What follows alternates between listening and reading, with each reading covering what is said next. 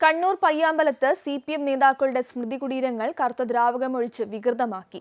മുൻ മുഖ്യമന്ത്രി E.K. Nayanar, CPM മുൻ സംസ്ഥാന സെക്രട്ടറിമാരായ ചടയൻ ഗോവിന്ദൻ, കോടിയേരി ബാലകൃഷ്ണൻ, O. ഭരതൻ എന്നിവരുടെ സ്മൃതി കുടീരങ്ങളിലാണ് കറുത്ത ദ്രാവകമൊഴിച്ചത്.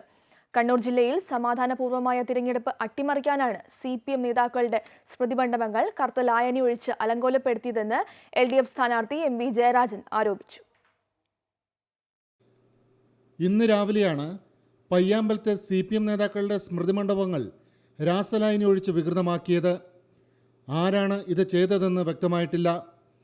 4 CPM നേതാക്കളുടെ സ്മൃതി കുടീരങ്ങളിൽ മാത്രമാണ് രാസലായനി ഒഴിച്ചത്. എന്നാൽ കോൺഗ്രസ് നേതാക്കളുടെയോ CMP നേതാവായിരുന്ന MV രാഘവൻ്റെയോ സ്മൃതി കുടീരങ്ങൾക്ക് നേരെ ആക്രമണം നടന്നിട്ടില്ല. ഇതിൽ കോടിയേരി ബാലകൃഷ്ണൻ്റെ ശവകുടീരമാണ് ഏറ്റവും അധികം വികൃതമാക്കിയത്.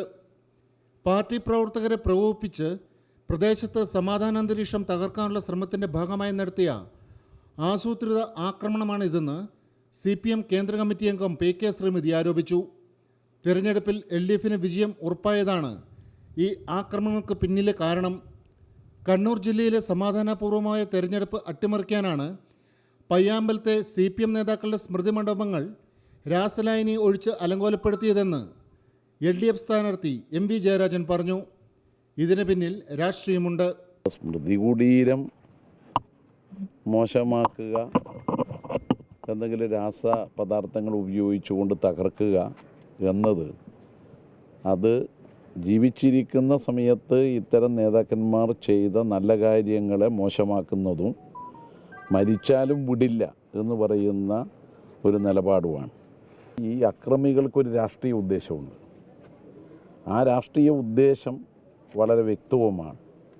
അപ്പം അത് തിരിച്ചറിയേണ്ടത് സമാധാന രീതിയിൽ തെരഞ്ഞെടുപ്പ് നടക്കുന്നതിനെ അലങ്കോലപ്പെടുത്തുക. സംഭവമറിഞ്ഞ് CPM ആക്ടിംഗ് ജില്ലാ സെക്രട്ടറി TV രാജേഷ്, ജില്ലാ പഞ്ചായത്ത് പ്രസിഡന്റ് PV ദിവ്യ തുടങ്ങി നിരവധി നേതാക്കൾ പയ്യാമ്പലത്തെത്തി. പോലീസ് രാസലായനിയുടെ സാമ്പിൾ ശേഖരിച്ച് പരിശോധനയ്ക്കയച്ചു.